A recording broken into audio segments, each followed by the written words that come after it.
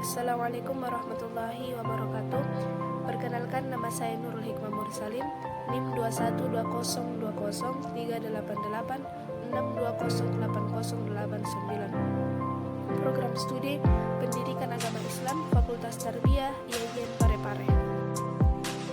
Nah, di video kali ini saya akan membahas seputar pengembangan kecakapan.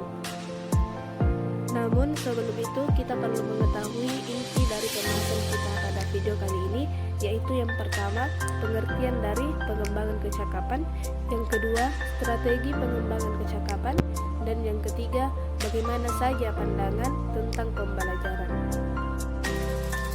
Sebelum itu, kita juga perlu mengetahui apa yang melatar belakangi pendidikan modern pada saat ini. Nah, pendidikan modern pada saat ini dihadapkan pada dilema substansial. Pendidikan diselenggarakan dengan menitik beratkan pada transmisi sains yang tanpa karakter, sehingga proses dehumanisasi dalam proses pembangunan bangsa kerap terjadi.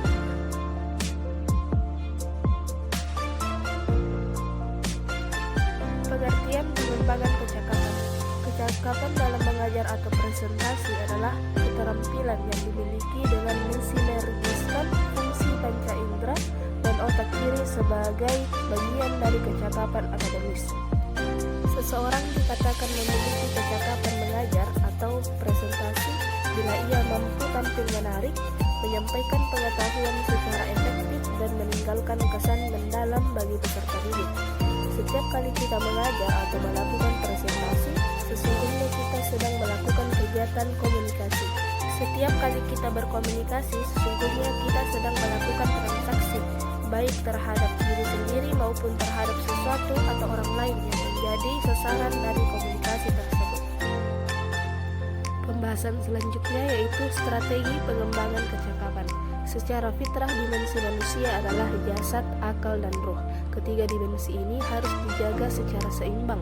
Jika terpelihara fisiknya saja, sedangkan akal dan roh tidak diperhatikan, maka manusia seperti itu hanya kuat fisik atau jasmaniahnya saja, sedangkan hatinya kering dan gersang, dan akalnya tidak berkembang sebagaimana seharusnya manusia yang memiliki kelebihan potensi akal.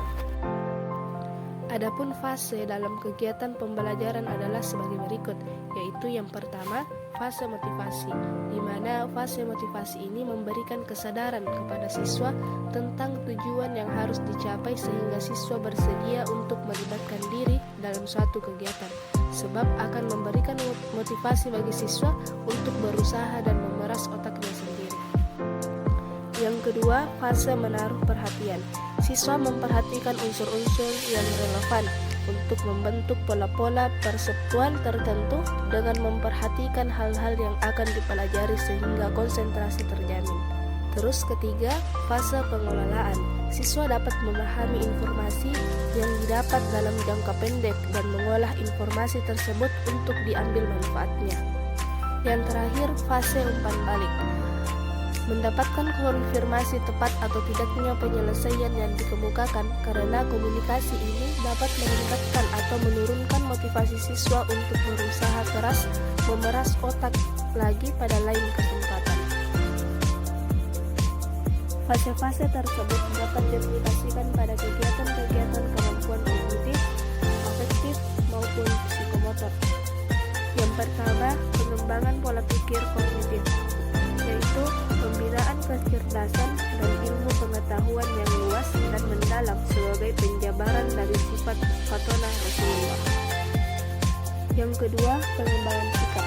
Dalam pandangan Islam, afektif adalah pembinaan sikap mental yang mantap dan matang sebagai pengajaran dari sifat amanah Rasulullah SAW.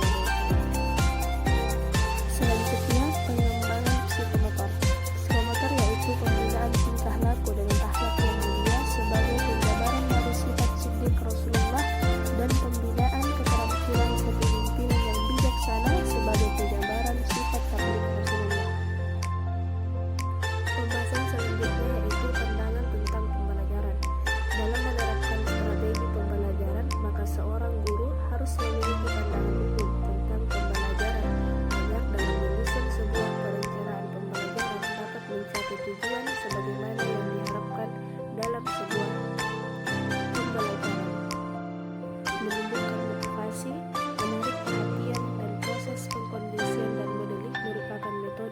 pendidikan modern. Sebagai kesimpulan, manusia diberikan kelebihan potensi akal, maka dengan akal tersebut, manusia dapat berkembang dengan menggali potensi yang ada pada dirinya.